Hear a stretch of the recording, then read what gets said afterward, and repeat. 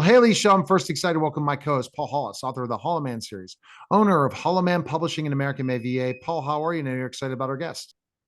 Always excited to see Gracie Lynne. She is a wonderful um, Christian author, and she's going to tell us all about her new tasks and workings right now. Hi, Gracie. How Welcome, are you? Gracie. Thanks for stopping by. Thank you. Thank you so much. You Thank you for got to be excited about now your second book in your series is yeah. releasing on April 3rd. Tell us how excited you are. I'm very excited because this book is a book that is basically how to set appropriate boundaries in dating. I mean, both of the books in the series are about boundaries, and healthy boundaries is very essential to protecting your heart. It's totally, and we talked about this on the last episode. The whole fact of the matter is that people are getting into relationships without really figuring out things. Yeah, exactly. I mean, so many people cross the line into intimacy without doing any of the foundational work that you should do before you get into an intimate relationship. And then if it doesn't work out, you have heartbreak because you have opened your heart up to intimacy without foundational work being done. All right, let's kind of talk a little bit about the dating process of writing the book and how your first book you kind of were sharing the bads of dating, and now you're sharing the strategies in dating, right? Yeah, kind of sort of. This book it's more just working through different things and I actually even sometimes it's teaching how to handle situations that may be conflict. Like one of the posts I was reading yesterday was about a guy that I had feelings for, and then he went off to New Mexico, and he was in New Mexico. He could have connected with one of his past girlfriends. And I'm like, at that point, you can either go crazy and psycho on them, or you can just kind of step back and say, well, if he has still has feelings for her, then why don't I encourage him to explore that more? Because I don't want him unless he's fully invested in this relationship.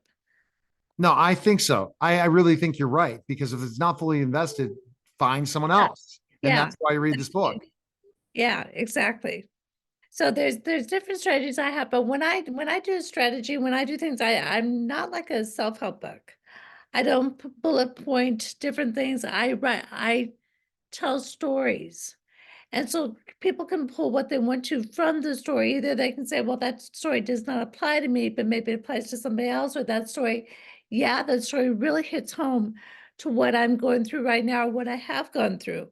And one of the reviews on the first book that I released in the series said that the person could really relate to the stories that I told. So it's relatable to a lot of people, not only people that are adults, but also kids that are teenagers, because we need to start young with teaching our kids how to have healthy boundaries in relationships.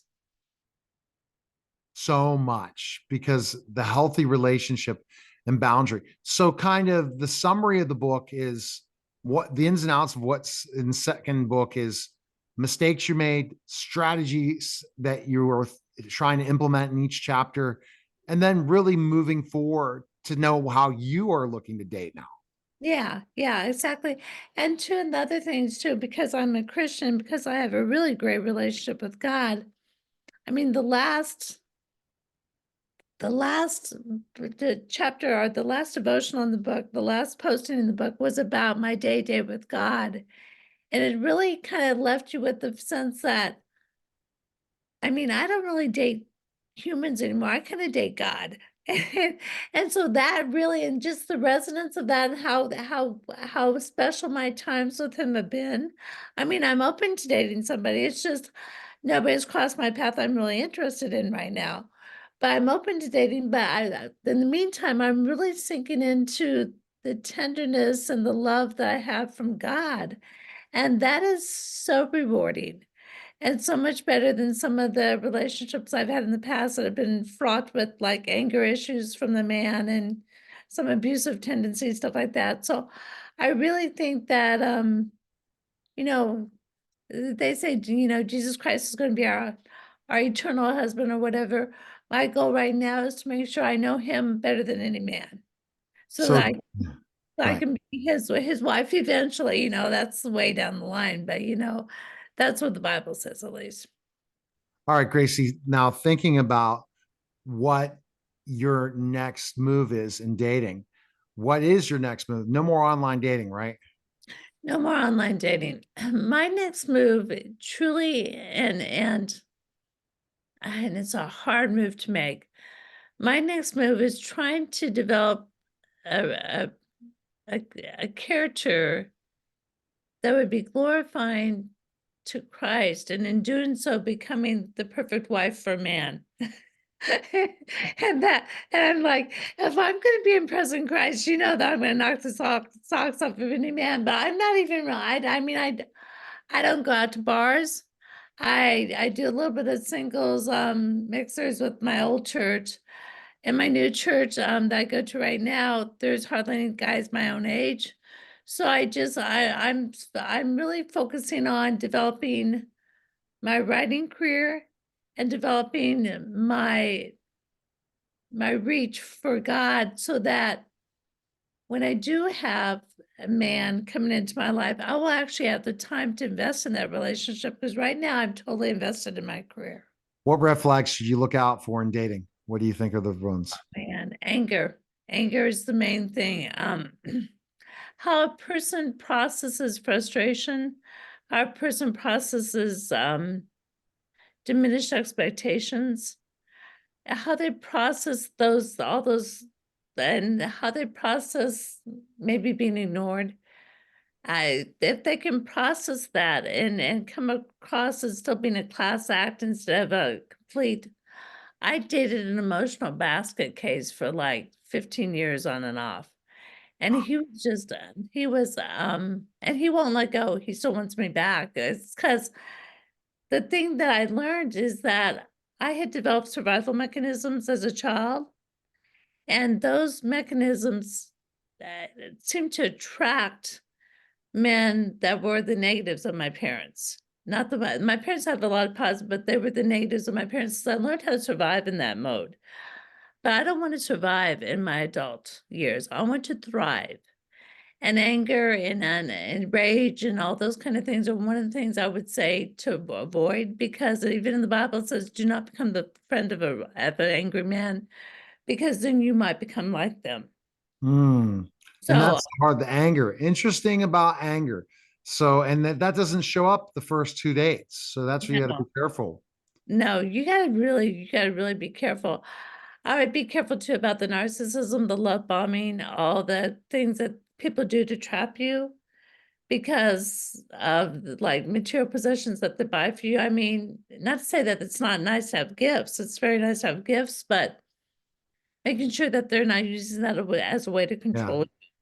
I think that you have to figure out, do they have something that their own? When you're dating in your 50s and 60s, a lot of times some people are just looking for just settling down or fun, but they ultimately, do they really have a plan Yeah, in their that's so next true. level of years? Do Yeah, they have a plan? Do they want, like a lot of people want to retire early. The problem with retiring early is you're not going to be able to survive.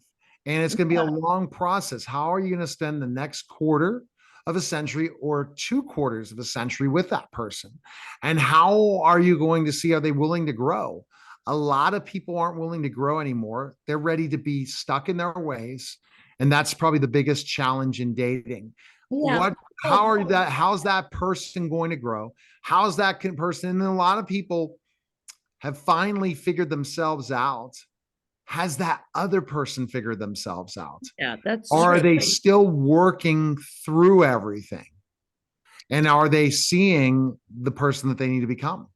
I think it's real important. I think that everything you're saying is so correct. But the thing too is that a lot of people my age, the guys, even the guys that go to church, this has happened from guys I know that are Christian to guys I know that are atheists.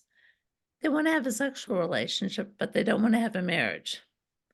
So when I meet somebody like that, I might really have an attraction for them. In fact, I was immensely attracted to an atheist who was just a precious man, Harvard educated doctor, Right.